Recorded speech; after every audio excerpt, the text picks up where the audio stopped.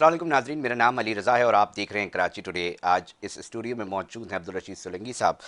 Bureaucrat हैं, policy maker हैं और हमने ये देखा है कि माजी में सेक्रेटरी इंडस्ट्रीज़ रहे, मुख्तलिफ पोर्टफोलियो जिसके अंदर सेक्रेटरी लेबर और साथ साथ सेक्रेटरी वुमेन, अब बतौर DG SBCA Sindh building control authority जो है अपने फ़राइज़ अंजाम दे रहे हैं। नाज़रीन, आज मदऊ करने का अहम मामला ये था कि बहुत बड़ा मामला है, एक बड़ा मसला है जो कि ना सिर्फ इस शहर में रहने वाले बसने वाले शहरियों को दरपेश है, बल्कि उसके साथ साथ जो अपना बिल्डर्स कम्युनिटी है उनको भी बहुत सारे मसाइल और शिकायत होती हैं।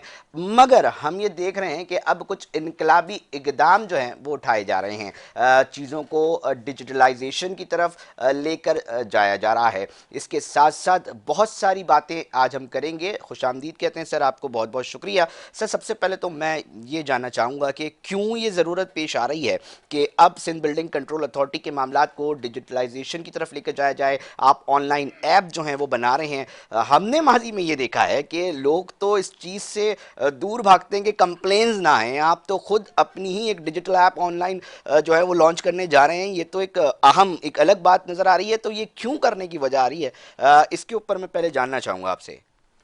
बहुत शुक्रिया। बिस्मिल्लाहिर्रहमानिर्रहीम। देखिए, कुछ ब्यूरोक्रेट्स ऐसे होते हैं जो अपने मुल्क की खिदमत करना चाहते हैं, बल्कि सभी करना चाहते हैं, लेकिन अंदाज़ अलग अलग होता है। मैंने जब यहाँ चार्ज दिया तो सिंध बिल्डिंग कंट्रोल अथॉरिटी में एक सेपरेट डायरेक्टोरेट ऑफ कंप्लेंट था, ठीक है। जनरल कंप्लेंट था, ऑफिस भी थी और एक 19 ग्रेड का अफसर उसको काम कर देख रहा था और उसके साथ स्टाफ भी था। तो जब मैंने प्रेजेंटेशन ली, ब्रीफिंग ली, तो मेरी आदत होती है कि मैं चीज़ों को खुद जाके देख भी लेता हूँ। तो मैं जब गया उस कंप्लेंट पे, तो कुछ लोग बैठे हुए थे ऐसे जैसे मतलब लग नहीं रहा था कि वो कंप्लेंट सेंटर है ना। तो मैंने पूछा कि जी आप बताएं कि जी पिछले हफ्ते का रिकॉर्ड क्या है कंप्लेंट का, जी कितनी कंप्लेंट्स आई और जी आप जी लोगों जी। ने क्या किया। तो उस वक्त रजिस्टर खोलना शुरू हो गए। अच्छा। हाँ कि सर देख रहे हैं। अच्छा, तो मैं समझ गया कि they are not fully prepared. फिर मैंने पूछा मुझे ये बताओ कि पिछले महीने का रिकॉर्ड बताओ ओके। और पर्टिकुलरली डिस्ट्रिक्ट ईस्ट का बता दो या सेंट्रल का बता दो, कोई बता दो। फिर रजिस्टर खोलने लगे कि सर वो 50 कंप्लेंट आई थी। ठीक है, 50 आई थी, आपके पास रिकॉर्ड है ना, आपने भेजी होगी डायरेक्टर को। कहते हाँ। कोई लेटर होगा? तो हाँ लेटर है। कोई रिकॉर्ड मुझे दिखाएं, किस कैसे भेज आपने, फॉरवर्ड किया, कैसे बहुत, किया? हाँ हाँ बिल्कुल। ठीक है, उसमें कोई नंबर लगता है, कोई आउटवर्ड नंबर होगा, एड्रेस होगा, उसको साइन किसने किया। तो प्रॉपर रिकॉर्ड नहीं था। तो मैंने कहा जब प्रॉपर रिकॉर्ड नहीं है कंप्लेंट का, डेटा नहीं है, नेचर ऑफ कंप्लेंट आपके पास नहीं है कि लोगों की कंप्लेंट है क्या, आपके पास मैकेनिज्म नहीं है, तो फिर मैंने डिसाइड किया कि अब ऐसा सिस्टम होना चाहिए कि कंप्लेंट का पूरा डेटा हो और इसको क्यों ना हम ऑनलाइन करें। अब डिजिटलाइजेशन का दौर है, ये तो पुराना मैनुअल दौर था ना। तो जब हर चीज़ डिजिटलाइज हो रही है तो मैंने कहा इसको नहीं फिर। सर, क्यों जरूरत पेश आ रही है अपना काम बढ़ाने के लिए? माजी में बड़े आराम से हो रही थी ना चीज़ें। मतलब मैं इसलिए चाह रहा हूँ क्योंकि ये तो एक तरह से काम आपका बढ़ेगा और दूसरा मसला ये होगा कि बहुत सारे लोगों के मामलात ख़राब हो जाएंगे। एक माफिया इस शहर के अंदर सरगर्म दिखाई देता है सर। देखिए, मैंने आपको शुरू में बताया कि हम लोग, अल्लाह ताला ने, इस मुल्क ने, इस शहर ने हमें यहाँ तक पहुँचाया कि बिल्कुल। मैं डीजी हूँ, ग्रेड 21 में हूँ। ठीक है, तो अब क्या है कि अब मेरा फ़र्ज़ है ना कि मैं अपने शहरियों के लिए, अपने मुल्क के शहरियों के लिए उनको आसानियाँ पैदा करूँ, उनके मसले को मैं एड्रेस करूँ, इसीलिए बैठा हूँ ना। और कैसे करूँ, स्पीडी करूँ, ट्रांसपेरेंट करूँ। ठीक है, ताकि एक इदारे का जो नाम है, जो एक गवर्नमेंट का इदारा है, हमारा बुनियादी काम तो यही है ना कि हम लोगों की कंप्लेंट्स को सुने। वो कंप्लेंट्स जो वो कहते हैं कि जी मेरे मोहल्ले में इलीगल कंस्ट्रक्शन हो रही है, गैर कानूनी इमारत बन रही है, जी वो रेजिडेंशियल एरिया में कमर्शियल एक्टिविटीज़ हो रही है, तो उसका जो तदारक है ना, जो एड्रेस करना है, वो हमारा काम है। मैं नाज़रीन को ये बताना चाहूँ, देखें एक सिर्फ गैर कानूनी तामीरात का मामला नहीं होता, मामला ये होता है कि जिस जगह पर 100 बंदों की रहने की जगह है, 200 अफराद के रहने की जगह है, वहाँ पर अगर गैर कानूनी तामीरात होती हैं और उसके अंदर 5000, 2000, 3000 अफराद आ जाता है, तो बहुत सारे दीगर मसाइल जो बल्दियात से मुंसलिक हैं नाज़रीन, वो पैदा होते हैं। और उन पैदा होने की वजह से फिर हम ये देखते हैं कि पानी की वजह पर लड़ाई हो रही होती है, हम ये देखते हैं कि जी पार्किंग के ऊपर जो है वो लड़ाई हो रही होती है। और ये वाक़यात हम लोगों ने, मीडिया नुमाइंदान ने रिपोर्ट की हैं कि नौयत इस हद तक पहुंच जाती है कि लोग एक दूसरे को ज़ख्मी कर देते हैं। सर मैं एक और इसको किस तरह चलाया जाएगा, मतलब ऐप को डाउनलोड कर लिया आपने सिर्फ, और आपने किसी भी जगह पर गैर कानूनी तामीरात होती हुई बिल्डिंग देखी, उसकी तस्वीर खींची और ऐप पे डाउनलोड, और वो फिर कौन कौन लोग देख सकेंगे, आप खुद भी मॉनिटर करेंगे? जी ऐसा ही है कि आपने पहले इंट्रो में कहा कि मैं सेक्टर इंडस्ट्रीज़ पे रहा था ना पिछले 1.5 साल से, तो मेरे उस इंडस्ट्रीज़ में एक साइट लिमिटेड का इदारा है जो ज़मीन अलाट करता है बिग इंडस्ट्रीज की, लार्ज स्केल के लिए, और एक स्मॉल इंडस्ट्रीज है वो छोटे छोटे यूनिट्स देता है।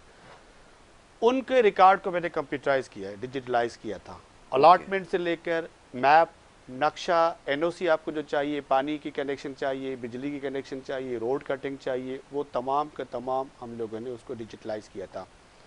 इवन ई पेमेंट भी हमने की थी।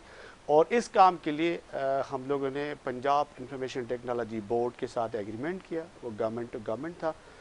वही कॉन्सेप्ट जो था मेरा इंडस्ट्री डिपार्टमेंट का, उसको मैं यहाँ रेप्लिकेट करना चाहता हूँ। तो मैंने आते ही पंजाब इंफॉर्मेशन टेक्नोलॉजी बोर्ड के जो डायरेक्टर जनरल्स हैं, जो चेयरमैन हैं, उनके साथ मेरी मीटिंग्स हुई और मैंने अपना पूरा उनको प्लान बताया कि मैं करना क्या चाहता हूँ। करना मैं ये चाहता हूँ कि आप यहाँ से बैठ के आप मुझे उस ऐप में, जो हम ऑनलाइन ऐप खोलना चाह रहे हैं कंप्लेंट का, आप कोई कंप्लेंट लॉन्च करेंगे, वो हमारे उस पर आ जाएगी। उसके लिए हर डिस्ट्रिक्ट के लिए एक गजेटेड ऑफिसर हमने प्रपोज किया है, नॉमिनेट होगा, वो बैठेगा डिस्ट्रिक्ट वाइज। यस, अगर ईस्ट की है तो ईस्ट वाला उसको चला जाएगा, सेंट्रल की है तो सेंट्रल वाले के पास चले जाएगी। उस अफसर का काम ये होगा कि वो कंसर्न डायरेक्टर को वो उसी एक क्लिक में वो कंप्लेंट फॉरवर्ड करेगा उनको, ठीक। उनके लिए जहाँ ये एप्लीकेशन एंड लॉन्च होगी, उनके लिए एक सर्कुलर हम निकालेंगे जो हमारा अभी एसओपी का हिस्सा है कि 3 दिन के अंदर अंदर उस कंप्लेंट को उन्होंने हर हाल में एड्रेस करना है। 3 दिन में, और फिर उसी को जो ना वो वापस करेगा। और जो अफसर पहले मौजूद था जिन्होंने फॉरवर्ड किया उस कंप्लेंट को, वो उस अफसर की ड्यूटी होगी कि वो आपको वापस भेजेगा कि हमने आपके एप्लीकेशन को, कंप्लेंट को एड्रेस किया, ये रिस्पॉन्ड है। अगर कोई सही है तो भी उसको जवाब जाएगा, और अगर गलत है तो भी जवाब जाएगा कि इसमें कोई इलीगलिटी नहीं है, एज पर हमारे बिल्डिंग बायलॉज हैं। एक ट्रैकिंग सिस्टम भी उसमें होगा कि अगर वो 3 दिन के बाद डिले कर रहा है तो मेरे पास जो डैशबोर्ड होगा वो मुझे अलार्म करेगा, वो मुझे क्लिक करेगा, अलर्ट करेगा कि ये कंप्लेंट जो है वो डिस्ट्रिक्ट ईस्ट में या सेंट्रल में 3 दिन से बाद ये एस्केलेशन में जा रही है। 7 दिन तक असर उसने नहीं किया तो वो सुपर एस्केलेशन में जा रही। सुपर एस्केलेशन जब वो एंटर होगी तो कंसर्न डायरेक्टर जो है ना वो आंसरेबल होगा, वो जिम्मेवार होगा, वो ये जाहिर करेगा कि he has no interest in the complaints, public complaints, फिर उसके खिलाफ कार्रवाई। मतलब स्क्रीन में अब आप वाज़े देख सकेंगे, अब कोई किसी डिपार्टमेंट का कोई शख्स आपको अफसर ये नहीं गुमराह नहीं कर सकेगा। अमूमी तौर पे भी ये होता है कि कोई भी शख्स, कोई भी अफसर मुख्तलिफ महकमों में देखते हैं जी गुमराह भी कर देते हैं, मिसगाइड भी कर देते हैं। नहीं ऐसा नहीं, अब रिकॉर्ड पूरा स्क्रीन पे आप खुद देख रहे होंगे। एग्जैक्टली। फिर हमारे एसओपी में ये भी होगा कि जो मैंने 3 दिन की बात की ना कि 3 दिन में every complaint is to be addressed.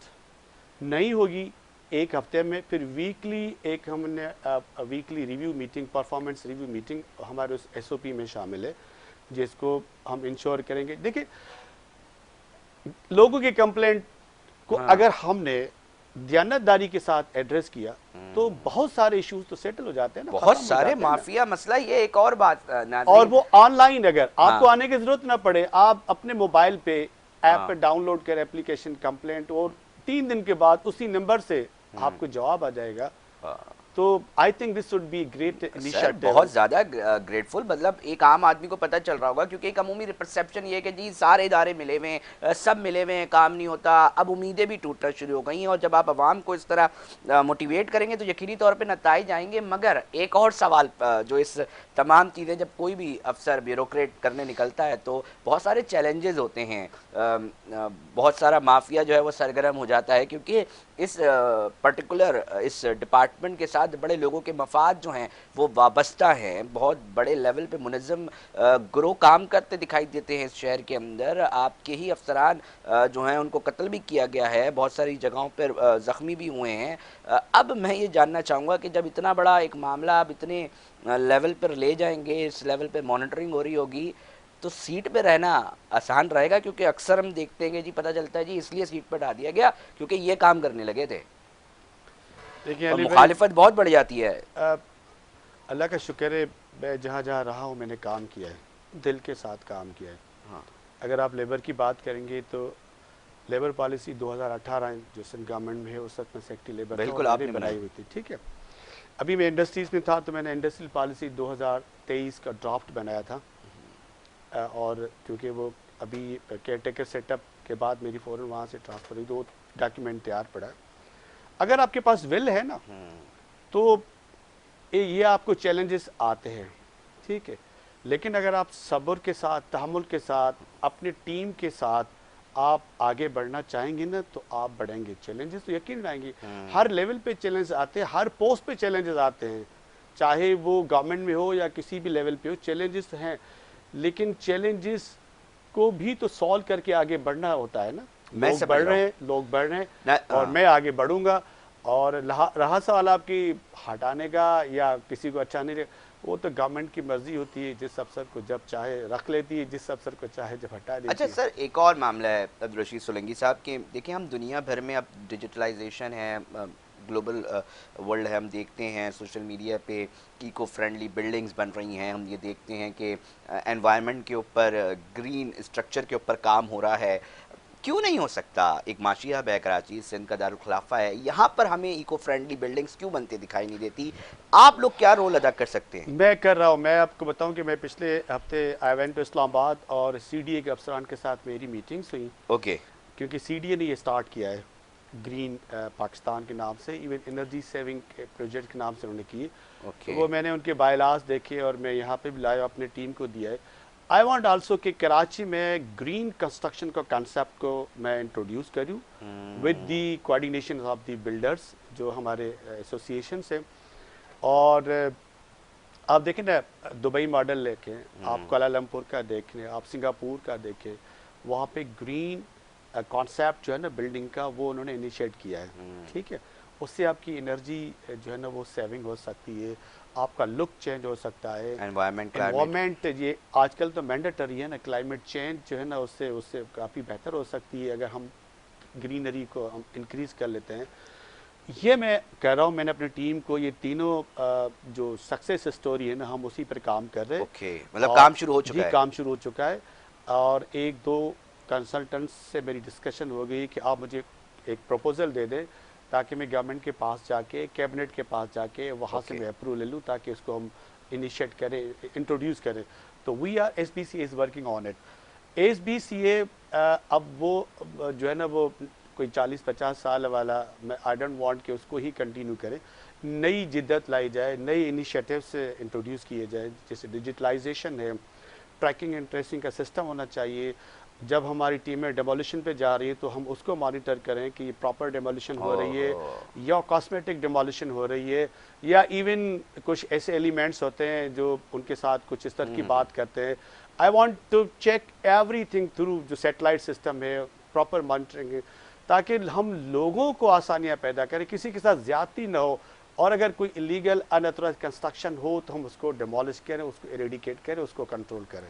अच्छा, आपने जिद्दत की बात की अब्दुल रशीद सोलंकी साहब, हम ये भी जानना चाहेंगे ऑर्डिनेंस 1979 का ये आप लोगों ने रखा हुआ है, जी आज हम किस जगह पे 2024 पे खड़े हुए हैं? नहीं समझते ऑर्डिनेंस में भी जो है वो तब्दीली होनी चाहिए, उसके अंदर भी तरमीम होनी चाहिए? बिल्कुल होने चाहिए।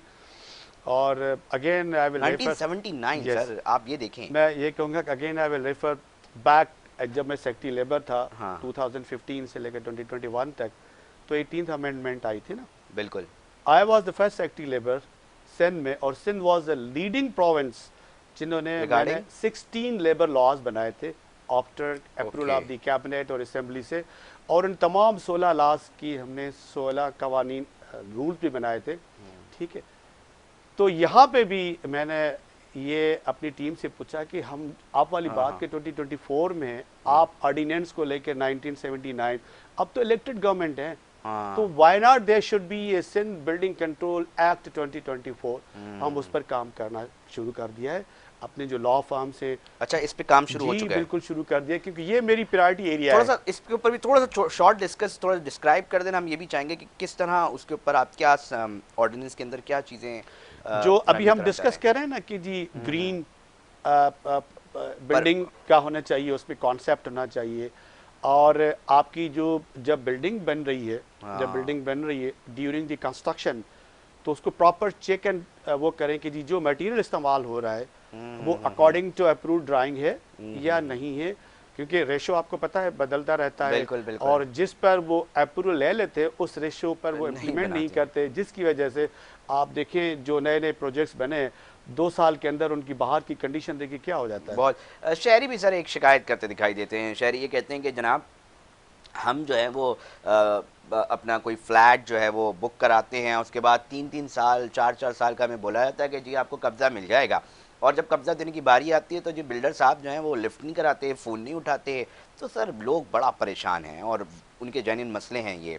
तो उसको किस तरह एड्रेस किया जाएगा इस ऐप के थ्रू? मुझे इसको भी रिकॉर्ड का हिस्सा बनाना है, क्योंकि ये बहुत तकलीफ दे मरहले से गुजरना पड़ता है। लोगों की जमा पूंजियाँ हैं जो लग जाती हैं। जी बिल्कुल, जो आपने शुरू में सवाल किया ना कि किस तरह की कंप्लेंट्स हैं, नेचर ऑफ कंप्लेंट्स यही होती है। 99% कंप्लेंट तो इलीगल एंड अनऑथोराइज्ड कंस्ट्रक्शन की आ रही होती। कुछ परसेंटेज ऐसी होती है जो वो कहते हैं कि जी मैंने फ्लैट बुक कराया था 2018 में या 19 में, और जब हम उस बिल्डर को सेल और एनओसी देते हैं ना और एडवर्टाइजमेंट वो दे देते हैं परमिशन, तो वो क्या करते हैं अपने प्रोजेक्ट्स के जो सेलेंट फीचर्स हैं ना वो डिस्प्ले करता है बिल्कुल। कि मैं ये प्रोजेक्ट शुरू करूंगा इस साल और 3 साल के बाद कंप्लीट करूंगा, ये फ्लैट की कॉस्ट होगी, ये सारे हो गए। ठीक है, उनको इम्प्लीमेंट करने के लिए अभी हम लोग एक मैंने कमेटी का सोच रहा हूँ कि कमेटी बना लें कि इस तरह के प्रोजेक्ट्स जो फॉर एग्जांपल 3 साल या 4 साल के लिए अप्रूवल दी गई थी और अभी तक कंप्लीट नहीं हुए, तो उन बिल्डरों से हम रिक्वेस्ट करेंगे उसको कंप्लीट करें। यही वो वजह है कि जिन लोगों ने फ्लैट्स बुक कराए हैं 3 साल के बजाय उनको 6-6 साल हो चुके हैं, उनको पोजीशन नहीं दिया जा रहा, जबकि उनसे पेमेंट भी ली जा चुकी है। तो दिस इज अगेन एक जेन्युइन कंप्लेंट से लोगों की, जब से मतलब मैं भी आया हूँ तो बहुत आज सारे इस प्रोग्राम में ये चीज़ें डिस्कस हो रही हैं, प्योर एक आम आदमी के, एक आम शहरी के इश्यूज़ हैं जो प्रोग्राम कराची टुडे के अंदर डिस्कस हो रहे हैं। और प्रोग्राम की थीम यही है कि एक आम आदमी के जो इश्यूज़ हैं कंसर्न अथॉरिटीज़ के साथ बैठकर उनको डिस्कस किया जाए, अफसरान क्या कर रहे हैं वो आप तक पहुंचाया जाए, और साथ साथ उनके उन मसाइल के हल क्या हैं उसके ऊपर बात की जाए। अब जहाँ हम ये बात कर रहे हैं बिल्डर्स की, तो हम ये सुन रहे हैं कि जी आप बिल्डर्स को भी एक बात कहते दिखाई दे रहे हैं, और आप कह रहे हैं कि जी दफ्तर आने की, एसबीसी बिल्डिंग आने की जो है वो ज़रूरत नहीं है, किसी अफसर से मिलने की ज़रूरत नहीं है, काम कराने के लिए जो है वो आप कोई ऐसा निज़ाम लेकर आ रहे हैं कि जी बिल्डर अपने ऑफिस में बैठे उसका काम, उसकी जो डॉक्यूमेंटेशंस के मामलात हैं वो हो जाएंगे। वो मैकेनिज़्म क्या है? क्योंकि जो आपका ये जो सनत है बिल्डर्स, वो भी अक्सर ये बहुत सारी शिकायतें करते दिखाई देते हैं कि डिले हो रहे होते हैं, और सिर्फ इसमें नहीं बहुत सारे और महकमों में भी ये चीज़ आ रही होती है। तो ये क्या कॉन्सेप्ट है कि जी बिल्डर आए नहीं, no need to come office, मतलब इसके ऊपर भी हम चाहेंगे कि आपका मौक़िफ़ आए। जब आपने डिजिटलाइजेशन की बात की ना, हाँ तो इस वक्त क्या है कि ये जो बिल्डर कोई प्रोजेक्ट लॉन्च करना चाहता है, हाँ तो वो प्रोपोज स्ट्रक्चर और फिर उसकी फाइनल परमिट और कंस्ट्रक्शन परमिट और एनओसी फॉर सेल, ये सारा मैन्युअली होता था। हाँ और उसके लिए मुख्तलिफ उनकी एक वो फीस लेते हैं, हमारी जो इंजीनियर्स हैं वो ड्राइंग को चेक करते हैं। उनको शिकायत होती है कि जी 6-6 महीने हम जो है ना आते रहते हैं, कोई रिस्पांस नहीं होता। तो इस सिस्टम को भी, जैसे मैंने कंप्लेंट का सिस्टम को इंट्रोड्यूस करना चाहता हूँ, लॉन्च करना चाहता हूँ, डिजिटलाइजेशन, ऑटोमेशन, मैं इस पूरे प्रोसेस को डिजिटलाइज करना चाहता हूँ। If you are builder, why you want come to SBC, आप यहाँ से बैठ के अपनी सारी जो फॉर्मेलिटीज़ है जो हम इंट्रोड्यूस करेंगे, जो बताएंगे, जो अनाउंस करेंगे, उस फॉर्मेट को आप फिल करें। फिल करने के बाद आपका, जैसे अभी आप मैन्युअली कर रहे हैं ना, नेम ऑफ द प्रोजेक्ट और प्लॉट और वेरिफिकेशन और कितने ग्राउंड प्लस 4 बनाना चाहते हैं, या आपको कार पार्किंग जो जो भी होती है, उसको फॉर्म में सबमिट करो ना, फिल करें ना, फिल करके और हमारा उस डायरेक्टली पर आपके डायरेक्ट ऑफिस में आ चला जाए, उस जाएगी। पर ऐप पे चला जाए। और उसी तरह वो तो मैंने कंप्लेंट का 3 दिन का था, उसमें हम 7 दिन दे देते हैं, 7 से 10 दिन देंगे, ताकि वो तमाम रिकॉर्ड को वेरीफाई करे। और उसके बाद दोबारा भेजेगा रिकॉर्ड अगर काम ना हो तो। Verification from KDA, record verification from master planning department, वो टाइटल डॉक्यूमेंट जो होते हैं ना, और जो हमारी फीस प्रेस्क्राइब फीस होती है उसको चेक करके, वो करके फिर वो वन विंडो सोल्यूशन या सिंगल विंडो जो हम अभी भी कर रहे हैं, उस पर वो चला जाएगा। उसी पर वो चेक करके उसको एक वो दे देंगे, जी आप ये चालान पे करें थ्रू ई पेमेंट। वो ई पेमेंट के जरिए चालान पे करेगा, पेमेंट करेगा, अगले 3 रोज में उसको परमिशन लेटर मिल जाएगा। तो यू आर राइट कि builders not need to come to SBCA. अब जहाँ बैठ के काम करें, इस सिस्टम में थोड़ी तकलीफें होंगी, मेरे थोड़ी नहीं अफसरान को सर, भी होंगी। मुझे तो लग रहा है इस सिस्टम के जो इनिशिएट, और हम ये जो अब बात कर रहे हैं और ये जब अब आगे तक जाएगी लोगों को, तो यकीनी तौर पे बहुत बड़े मामला आते हैं सर ये। आप मतलब मुझे ऐसा लग रहा है कि मुझे तो अभी तक ख्वाब ही लग रहा है, ये ताबीर हम देखना चाहेंगे कि क्योंकि एक बहुत बड़ा फ़र्क इससे यकीनी तौर पे आएगा। और हम चाहते हैं कि ये आपके हाथों तो जिस तरह माजी में चीज़ें होती आई हैं, पॉलिसी इसके ऊपर भी काम बाकायदा तौर पर इसी तरह हो। एक सवाल है, क्योंकि हम ये देखते हैं कि जी केसेस होते हैं, कोर्ट्स में जाते हैं, और बहुत ज़्यादा उसके अंदर भी कहीं ना कहीं क्योंकि प्रेशर अदालतों के ऊपर भी बहुत सारे केसेस लगे होते हैं। आप नहीं समझते स्पेशल कोर्ट्स होनी चाहिए, इसके ऊपर भी काम होना चाहिए? क्योंकि देखें ना, शहर का इंफ्रास्ट्रक्चर का मामला है, बहुत ही एक अहमियत रखता है, क्योंकि दुनिया आपके शहर के अंदर आती है, पूरी दुनिया में तिजारत, समंदर यहीं पर है, तिजारत करने उनको यहाँ पर आना है, और माशी हब है। तो इसके ऊपर काम होना चाहिए, अदालतों के ऊपर स्पेशल कोर्ट्स बनने चाहिए। क्या समझते हैं आप? ज़रूर बनने चाहिए। इस वक्त सिंध बिल्डिंग कंट्रोल अथॉरिटी के खिलाफ जो केसेस थे, मैंने पिछले 5 साल की डिटेल ली थी, कोई 10,000 के करीब जो है ना केसेस थे in the last 5 years in all courts, civil courts, high courts and supreme court of Pakistan, जिनमें से 5,000 केसेस जो डिस्पोज हो गए थे। प्रेजेंटली अभी भी 5,000 से ज़्यादा केसेस जो है ना, वो हाई कोर्ट में, majority number of cases high court में, कुछ सुप्रीम कोर्ट में, कुछ सिविल सूट्स हैं। ओके। अच्छा, अब अगेन वही बात है कि जी जब 5,000 केसेस कोर्टों में हैं, तो मींस के 5,000 अफसरान, वकील, कंप्लेनेंट आते रहेंगे। वो कोर्ट वो हैं हाई कोर्ट, इसमें ऑलरेडी और भी केसेस आ रहे हैं। इसमें एक कंसेप्ट डेवलप किया गया था 1-1.5 साल पहले कि जी why not there should be a separate SBCA special court. तो चीफ जस्टिस साहब जो सिंध हाई कोर्ट के हैं, उनकी कंसेंट से जितने डिस्ट्रिक्ट एंड सेशन जजेस हैं उनको डिक्लेयर किया गया था इन कराची एज ए स्पेशल जजेस फॉर एसबीसीए ओके इश्यूज पे। लेकिन वो भी चूंकि डीजी साहबान तो अपने डिस्ट्रिक्ट के में और बर्डन होता है, नंबर ऑफ वाली उनके पास भी बहुत है। अभी चीफ हाई कोर्ट ने कोई डायरेक्शन दिए पिछले 1-1.5 महीने से कि जी गवर्नमेंट जो है ना सेपरेट स्पेशल कोर्ट के लिए काम करे। ओके, डायरेक्शंस दे दी गई हैं। हाई कोर्ट से डायरेक्शन आ गई है, और लोकल गवर्नमेंट डिपार्टमेंट को और लॉ डिपार्टमेंट को और इवन पुलिस होम डिपार्टमेंट को, लोकल गवर्नमेंट और लॉ डिपार्टमेंट को ये कि जी आप अमेंडमेंट करें कानून में, अमेंडमेंट करके और समरी सीएम साहब को भेजें, कैबिनेट को भेजें for the establishment of special courts for SBC as many as, या तालुका लेवल पे करें या डिस्ट्रिक्ट लेवल पे करें। ये डायरेक्शन है इस पर जो है। अच्छा, अगर ये कोर्टें बन जाती हैं तो what would be the impact, फायदा क्या है? ठीक है, हमने उस पर वर्किंग की है कि अगर ये स्पेशल कोर्ट्स बन जाती है तो एक तो स्पीडी ट्रायल होगा ना। एग्जैक्टली ठीक है, स्पीडी अभी 6-6 महीने 1-1 साल नंबर लगता है, नहीं लगता, कोर्ट में आर्ग्यूमेंट होते हैं, वकला साहबान डिस्कशन करते हैं। यहाँ अगर कोई मैकेनिज्म बन जाता है कि special courts would or should decide the CP against the SBC within 30 days or 60 days, तो यहाँ स्पीडी ट्रायल हो जाएगा। जब स्पीडी ट्रायल होगा तो सजा जजा का जब अमल होगा तो एक डिटरेंस होगी ना, एस्टेब्लिश रिट एस्टेब्लिश होगी गवर्नमेंट की, एसबीसीए की।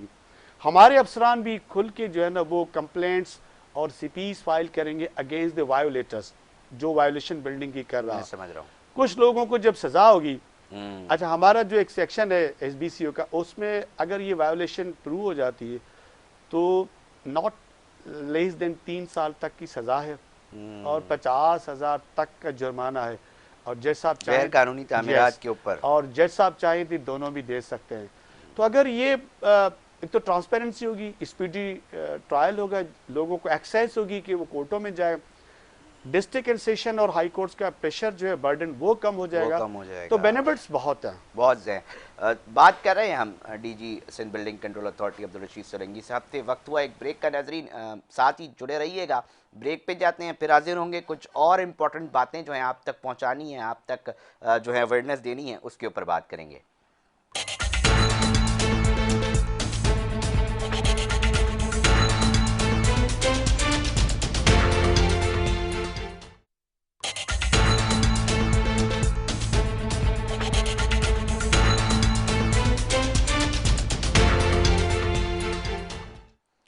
वेलकम बैक नाजरीन। नाजरीन मेरे साथ DG Sindh building control authority Abdul Rashid Solanki साहब मौजूद है। हम मुख्तलिफ इशूज़ के ऊपर जो है इस वक्त गुफ्तगू कर रहे हैं। एक और अहम मसला हमने चाहा कि वो भी डिस्कस किया जाए अब्दुल रशीद सोलंकी साहब से। सर, मामला एक और ये भी है कि एक आम आदमी बहुत सारी चीज़ों को उसका इल्म नहीं होता, वो पैसे दे देता है, रिहाइश इख्तियार कर लेता है, बाद में पता चलता है जनाब ये तो बिल्डिंग जो है वो कहीं ना कहीं उसके अंदर गैर कानूनी तौर पे उसका चालान अप्रूव नहीं है, उसका कोई नक्शा अप्रूव नहीं है। अब वो तलवार लटक गई। अब उस गरीब ने तो दे दिए पैसे। अब क्या कुछ ऐसे नहीं हो सकता कि उस गरीब के पैसे जो हैं वो मारे ना जाएं? आप कोई रेगुलराइज करवा दें, जिस तरह हम पाकिस्तान के दीगर शहरों में बड़े बड़े लोगों की बातें हम सुनते हैं कि जी उनका घर रेगुलराइज हो गया। कुछ ऐसा सर्वे करके कुछ इस तरह, मतलब कि एक आम आदमी कम से कम जो जमा पूंजी इसके बाद रखा ही कुछ नहीं था, उसने मेहनत करके किसी तरह पूरी जिंदगी भर का घर बना लिया, अब वो तलवार लटकी हुई है। और ये भी बता दीजिएगा साथ साथ कि घर लेने से पहले एक आम शहरी क्या देखे। बहुत बड़ा ये रिलेवेंट सवाल है, हाँ क्योंकि ना। जिस तरह का आप प्रोग्राम कर रहे हैं अवेयरनेस हाँ। के। देखिए, हमारा जो सिंध बिल्डिंग कंट्रोल ऑर्डिनेंस है ना, उनका सेक्शन 6(1) कहता है, सेक्शन 6(1) हाँ। कि कोई भी बिल्डिंग जो है ना वो नहीं बन सकती, कंस्ट्रक्शन नहीं हो सकती जब तक कि उनके पास सिंध बिल्डिंग कंट्रोल अथॉरिटी की अप्रूवल ना हो। ठीक है। ठीक है। सेक्शन 2 कहता है कि अगर आपने वायोलेशन की, हाँ। बिल्डिंग बना रहे हैं, ठीक है, इन वायोलेशन ऑफ 6(1), तो वो सेक्शन 2 कहता है कि वो बिल्डिंग डिमोलिश भी हो सकती है, सील भी हो सकती है, और अगर उसमें लोग बैठे हुए हैं तो उसको आप एजेक्टमेंट कर सकते हैं, उसको निकाल भी सकते हैं। अब सर जो जमा पूंजी ठीक। लगा दी। अब बात आती है, वक्तन बवक्तन सिंध बिल्डिंग कंट्रोल अथॉरिटी ये कैंपेन चलाती है थ्रू प्रिंट मीडिया, इलेक्ट्रॉनिक पे भी चलाई थी, क्योंकि मैं सेक्ट इन्फॉर्मेशन था 2021-22 में हमने चलाई थी, जिसमें हमने अपील की थी लोगों को कि किसी भी बिल्डर्स से जब आप फ्लैट बुक कराते हैं उससे पहले आप उनकी अप्रूवल को चेक करें कि क्या ये बिल्डिंग प्लान अप्रूव्ड है, ठीक है, या नहीं है। क्योंकि लोगों को पता नहीं होता, बिल्डर तो जैसे मैंने कहा सेल एनओसी और एडवर्टाइजमेंट की एनओसी करके वो अपनी बताता है कि मैंने क्या क्या करना है, कितनी पीरियड भी करना है ना। वो बेचारे जो लोग हैं ना वो किसी बातों में आके वो इन्वेस्टमेंट तो कर देते हैं, लेकिन पता लगा वो तो इसकी अप्रूवल नहीं है। ठीक है। अच्छा, वो अप्रूवल क्यों नहीं होती? क्योंकि हमारे सर्टन पॉलिसीज होती है। ये हाई राइजिंग जो प्रोजेक्ट्स होते हैं, ये या तो वो प्लॉट कमर्शियल हो, ठीक है, या वो प्लॉट कमर्शियल रोड पे हो, जैसे सिटी गवर्नमेंट ने 2004 या 5 में कराची के 26 रोड जो है ना उनको कमर्शियल डिक्लेयर किया है। ठीक है। अगर उस पे हो, लोग क्या करते हैं कि जी बिल्डिंग बना लेते हैं गैर कानूनी, लोगों को तो पता नहीं है कि ये एक फॉर्मेलिटी पूरी थी। फिर उस बेचारों की जो आपने बात करी, इन्वेस्टमेंट दब जाती है, उनके लिए बहुत सारे प्रॉब्लम होते हैं, पोजीशन नहीं मिलता, अगर पोजीशन वो दे भी देता है वो रह नहीं सकती क्योंकि वो बिल्डिंग इलीगल और हमारे बिल्डिंग कंट्रोल अथॉरिटी के डिमोलिशन के रेडार में आ जाती है। जब डिमोलिशन टीम जाती है, जब कोई अफसर चेंज होता है, जैसे मैं आया था तो मैंने इनसे पूछा कि आप लोगों के पास कोई सर्वे है, कैन यू टेल मी कि हाउ मेनी इलीगल बिल्डिंग्स इन कराची, या डिस्ट्रिक्ट वाइज किस किस जगह, डिस्ट्रिक्ट वाइज। तो सर्वे होती है, सारे अफसरान के पास होती है, फिर वो डिमोलिशन एक तलवार लटकी रहती है। तो आपके इस प्रोग्राम के तवज्जो से मैं कराची के शहरियों को, सिंध के शहरियों को अपील करूंगा कि जब भी आप किसी भी प्रोजेक्ट्स में इन्वेस्टमेंट करें, खुदारा उनको चेक करें कि क्या वो अप्रूव्ड है, सिंध बिल्डिंग कंट्रोल अथॉरिटी का बिल्डिंग प्लान अप्रूव्ड है, और अगर नहीं है तो सोच समझ करके अच्छा सर, अब इन्वेस्टमेंट देखिए करें। ना, आप जिसने ले ली, अब फिर वही सवाल एक आ जाता है कि लाख तादाद, सैकड़ों की तादाद में ऐसे घर बने हुए हैं जिसके अंदर रिहाइश इख्तियार कर ली गई है, और आम सादा लो अवाम ने पैसे भी बिल्डर्स को दे दिए हैं, मुनाफा बिल्डर ने अपने हाथ में रख के अपने बैंक अकाउंट में डाल दिया है। मगर अगर ये तलवार लटक रही है, तो जिस तरह हमने माजी में वजीर आजम के घर रेगुलराइज होते देखे, क्या कोई स्कीम, क्या कोई सर्वे इस तरह नहीं हो सकता कि आप उनके घरों को भी, इससे तो रेवेन्यू भी तो आपके पास आ सकता है ना? बिल्कुल। मैं इसी ही, क्योंकि हम लोग सिर्फ तोड़ने नहीं आए ना, हाँ, बनाने भी। बनाना भी है ना। हाँ, हम किसके घर तोड़े? अपने लोगों के घर। बिल्कुल ऐसे ही है। मतलब आपने एक बिल्डिंग बना ली 2 साल, मतलब ले ली किसी से भी ना, या बना ली। एक बाप है, वो 120 घर में रह रहा था, उनके 3 बेटे 2 बेटे, तो उसने ऊपर घर बना के देना है ना। बिल्कुल। क्योंकि गवर्नमेंट ने इतनी ज़्यादा स्कीमें अनाउंस नहीं करी, चाहे वो केडी हो, चाहे वो एमडी हो, चाहे वो एलडी हो, कोई स्कीम अनाउंस नहीं की, तो लोग छत के ऊपर छत डाल रहे हैं ना। कई लोगों को तो शायद पता भी नहीं होगा कि परमिसेबल लिमिट्स कितनी है। हमारे लॉ के हिसाब से जो 120 या उससे कम से लेकर 399 स्क्वायर यार्ड्स तक का घर जो प्लॉट होता है, उसको हम ग्राउंड +2 फ्लोर की परमिशन देते हैं। बस अगर इससे तीन ऊपर नहीं जा बना रही हैं सकता, तो तीसरा गैर 3 कानूनी नहीं है। बना सकता। और अगर 400 से लेकर 1000 2000 तक का प्लॉट है, तो ground plus basement plus first floor, यानी वही 2 फ्लोर तक आ, इससे ज्यादा नहीं बना सकता। ये परमिसेबल है जो SBCA building control authority ordinance permit करता है। अब कराची में देखें, हर जगह लियारी देखें, सेंट्रल देखें, नाजमाबाद, लियाकताबाद, इवन गुलिस्तान जौहर देखें, गुलशन देखें, लोगों ने हाई राइजिंग बना लिए। अब अगर हम उसी फार्मूले को अमल करते हैं तो पूरा कराची पूरा demolish हो कराची जाएगा। बिल्कुल ऐसे ही है। ऐसे तो मैंने कराची NED यूनिवर्सिटी के VC साहब जो सरोज लोधी साहब लदोई- बहुत कमाल आदमी जी, हैं, बड़ा काम कर रहे हैं वो भी। एग्जैक्टली, उन्होंने बहुत सर्वे भी किए हुए हैं। मेरी लास्ट मंथ जब ना अप्रैल में उनसे मैंने मीटिंग की थी, उनको मैंने रिक्वेस्ट किया था कि क्यों ना आप हमें सर्वे करके दें कराची के बिल्डिंग का, आप हमें बता दें कि कितनी परसेंटेज ऐसी बिल्डिंग हैं जो वायोलेशन के जद में आती हैं। ओके, ठीक है, ताकि हम उनको वन टाइम अगेन, चूंकि मैं नहीं कर सकता, तो गवर्नमेंट ऑप्शन के पास में ले जाऊं, प्रपोजल कॉन्सेप्ट ले जाऊं, किया जा सकता है, मतलब रिक्वेस्ट आ सकती है गवर्नमेंट को, क्योंकि गवर्नमेंट कैबिनेट जो है ना वो सारे डिसीजन लेती है ना, वो हम कैबिनेट में रखें और उसे डिस्कस करें इन डिटेल। अगर कैबिनेट गवर्नमेंट हमें मंजूरी दे देती है, अप्रूव कर देती है, तो एक सर्टेन लग रहते हैं कि जी अगर ग्राउंड +2 की है इस वक्त परमिसेबल, तो हम ग्राउंड +3 पे आ जाएं या ग्राउंड +4 पे आ जाएं। तो बहुत सारी जो तादाद है ना बिल्डिंगों की, वो उस इलीगलिटी थ्रेड से निकल आएंगी, लीगलाइज हो जाएंगी और रेवेन्यू भी आ जाएगा। हो जाएंगी। दूसरा जो SBC को बेनिफिट है, वो फीस के मद में हमें रेवेन्यू आ जाएगा, क्योंकि आपको पता है सिंध बिल्डिंग कंट्रोल अथॉरिटी है, ये गवर्नमेंट से कुछ नहीं लेती, कोई ग्रांट कोई पैसा नहीं आता। हम लोग जो फीस होती है इसी बिल्डिंग की, उसी से अपनी सैलरी और जो एक्सपेंडिचर है वो मीट आउट करते हैं। तो ह्यूज रेवेन्यू जो है ना वो जनरेट होगा। एक तो इलीगलिटी से निकल जाएगा, रेवेन्यू जनरेट हो जाएगा, और जो ब्लैकमेलिंग में हमारे अफसरान के भी आ सकते थे ना कि जी नोटिस आ रहा है हम तोड़ने आएंगे, उससे निकल जाएगी। तो इससे बेनिफिट है, बट एक डिसीजन गवर्नमेंट से चाहिए होगा ऑन कंक्रीट प्रपोजल जस्टिफिकेशन के साथ कि जी ये पोजीशन है, फैक्चुअल पोजीशन ये है। अगर गवर्नमेंट इजाज़त देगी तो इन तमाम इश्यूज से हम निकल आएंगे। अच्छा, हम यहाँ पर इमारतों की बात कर रहे हैं, गैर कानूनी तामीरात की तो हमने बात कर ली। अब्दुल रशीद सोलंकी साहब, मखदूश इमारतें भी बहुत सारी मौजूद हैं इसी शहर के अंदर, और साथ साथ हमने ऐसी भी इमारत देखी हैं जो कि बहुत ही पुरानी कदीमी वर्ता भी है। तो इसके ऊपर क्या काम कर रही है सिंध बिल्डिंग कंट्रोल अथॉरिटी? अच्छा, सिंध बिल्डिंग कंट्रोल अथॉरिटी ने एक कमेटी बनाई है जो डेंजरस डिक्लेयर्ड बिल्डिंग कमेटी। कितनी होंगी अंदाजन कराची में? कुछ कराची में 552 के करीब है कराची में डेंजरस डिक्लेयर्ड बिल्डिंग्स, और लोग रिहाइश पजीर हैं? रिहाइश पजीर है, और पूरे सिंध में 728 752 के करीब है। ठीक है, तो कराची की जो 522 की मैंने बात की, उसमें से 455 जो है वो dangerous building only in district south है। सिर्फ साउथ के अंदर? साउथ में, क्योंकि वो ओल्ड एरिया सिटी है ना। हाँ, बिल्कुल बिल्कुल। लियारी उसमें है। अब जब भी मानसून आता है तो हमें बड़ा ख़तरा लाक होता है कि इंसानी जानों को ना कोई नुकसान ना पहुँचे। एसपीसीए वक्तन ब वक्तन उनको नोटिस सर्व करती रहती है इन कोलेब्रेशन विद द डिस्ट्रिक्ट जो एडमिनिस्ट्रेशन है डीसी साउथ। हम उनको रिक्वेस्ट करते हैं कि आप निकल जाएं, अभी जब मौसम होती है अपने अजीज़ अकारिब के पास स्टे करें। वो लोग निकलना तैयार नहीं होते, वो कहते हैं जी हम नहीं जाएंगे, हम नहीं करते। ठीक है, ये एक इशू है।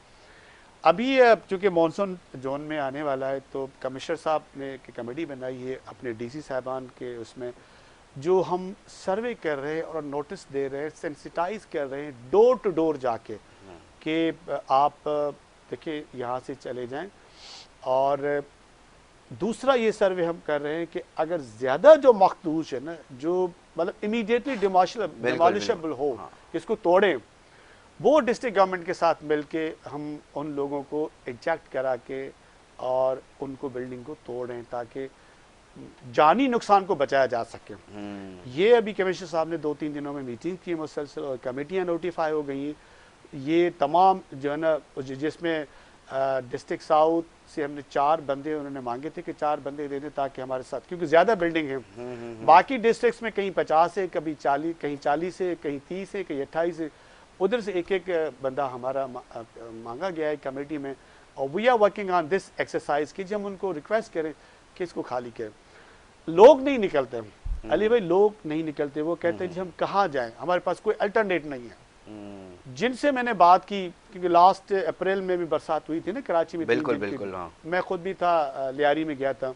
हमने लाउड स्पीकर के लोगों को अपीलें की कि हाँ वो वीडियोस भी आई थी। यस, लेकिन मैंने कई फैमिली से मिला तो उन्होंने कहा जी हम कहाँ जाएंगे, मतलब जान चली जाए। हाँ अच्छा, हाँ। फिर एक मामला ये भी है ना रशीद साहब, अब कहाँ जाएं फिर, अगर घर नहीं है फिर कैसे, अब पैसे भी नहीं है तो इसको किस तरह फिर मैनेज किया उनका जाएगा? ये था, जब मैंने 2-3 मैं बता रहा था ना फैमिली से बात की तो उन्होंने कहा कि जी गवर्नमेंट हमें कोई अल्टरनेट कोई प्लॉट दे दे तो हम वहाँ जाएं। तो अब ये एक इशू है जो ये अगेन जो है ना, इसमें गवर्नमेंट का डिसीजन चाहिए होगा कि अगर हम डेंजरस बिल्डिंग को खाली करा लें तो कोई अल्टरनेट अगर हो सकता है तो दे। इस पर हम काम कर रहे हैं और फिर अपने मिनिस्टर साहब से डिस्कस करके फिर इसको भी कैबिनेट में ले जाना होगा। तो ये रीज़न है कि वो निकलना नहीं चाहते हैं। अच्छा सर, मैं आखिरी सवाल की तरफ हूँ बिल्कुल, और मैं जो भी अब ये काम होना चाहेंगे, हम तो दुआ गो हैं कि आप जो है ये काम तमाम अपने टनियोर के अंदर बतौर डीजी रह के कर सके, क्योंकि एक बहुत बड़ा कदम है अगर हम बात करें। और अक्सर जब बड़े कदम या इकदामात उठाए जाते हैं तो हम ये देखते हैं कि बहुत सारे चैलेंजेस का सामना जो है वो करना पड़ता है। ये कब तक लॉन्च हो जाएगी ये एप्लीकेशन, इसके ऊपर ज़रा बता दें। अली भाई देखिए, इस वक्त जो मिनिस्टर साहब है सईद गनी साहब, सीएम साहब, इनकी क्लियर डायरेक्शन है कि इलीगल एंड अनऑथोराइज कंस्ट्रक्शन पर ज़ीरो टॉलरेंस है। करप्ट प्रैक्टिसेस, करप्ट एक्टिविटीज़ पर ज़ीरो टॉलरेंस है। जहाँ जहाँ मुझे नज़र आ रहा है कि कोई मेरा अफसर भी इन्वॉल्व है, मैंने कई लोगों को सस्पेंड भी किया है, कईयों की इंक्वायरी बिठा दी है, कईयों को शोकास नोटिस दे दिए। और इस तरह मैं कह रहा हूँ, जब गवर्नमेंट की फुल सपोर्ट है हमें तो घबराने की किसी भी अफसर को ज़रूरत नहीं है। अक्सर ये देखा जाता है सर कि मिनिस्टर जो है, जो भी वज़ीर बल्दियात होते हैं, अभी सईद गनी साहब हैं, फुल सपोर्ट कर रहे हैं आपको। जी, आप देखें ना, सईद गनी साहब ने अपने हल्के से डिमोलिशन शुरू कराई। कुछ लोग आए, उन पर FIR कटी हैं, तो इससे बढ़कर और क्या एग्जाम्पल सेट कर सकता है। बहुत शुक्रिया। नाजरीन, हम गुफ्तगू कर रहे थे DG Sindh building control authority Abdul Rashid Solanki साहब से, और डिटेल में हमने जाना कि इस वक्त ऐसा क्या हुआ है कि इस वक्त जो है वो सूरत हाल थोड़ी मुख्तलिफ नज़र आ रही है। अफसरान के ख़िलाफ़ भी कार्रवाई देखी जा रही है जो मुख्तलिफ ऐसे अमल के अंदर मुलव्विस पाए गए हैं। और साथ साथ पहले डीजी मुझे नज़र आए जो ये कह रहे हैं जी मैं खुद चाहता हूँ कि अवाम ज़्यादा से शिकायतें मेरे ही डिपार्टमेंट के ख़िलाफ़ अगर कोई गैर कानूनी तौर पर हो रही है वो करे, जो बिल्डर्स हैं उनके हवाले से बताएं, क्योंकि एक बहुत बड़ा सेगमेंट है जिसको ये करने जा रहे हैं, मामूली बात नहीं है। मुख्तलिफ पोर्टफोलियो में जो रहे हैं उसमें भी अपना एक गहरा निशान छोड़ के गए हैं। आपका शुक्रिया अदा करते हैं सर, आपने टाइम दिया, और साथ साथ हम आगे भी हम कोशिश करेंगे कि आपके साथ जो हैं मुख्तलिफ इशूज़ के साथ इसके ऊपर बात करें। अवामी इश्यूज़ के ऊपर प्रोग्राम कराची टुडे की टीम हर दफ़ा हाजिर होती है रात 11 से 12 के दरमियान नाजरीन। और इस वक्त भी ये कोशिश थी कि सिंध बिल्डिंग कंट्रोल अथॉरिटी को अब किस तरह देखा जा रहा है, किस तरह उनका जो काम है वो आगे देखा जाएगा और क्या इकदाम हैं जो मुनफरिद है उसको हिस्सा बनाना और रिकॉर्ड का हिस्सा बनाना ज़रूरी था। अब हम ये दुआ गो हैं कि ये जो मामला जिसके ऊपर आज हमने बात की है वो अमली तौर पर दिखाएं और उसके नताइज जो हैं वो एक आम शहरी को मिल सके। नाजरीन अपना बहुत ख्याल रखिएगा और हमें इजाज़त दें, हमारी पूरी टीम को अल्लाह निगहबान।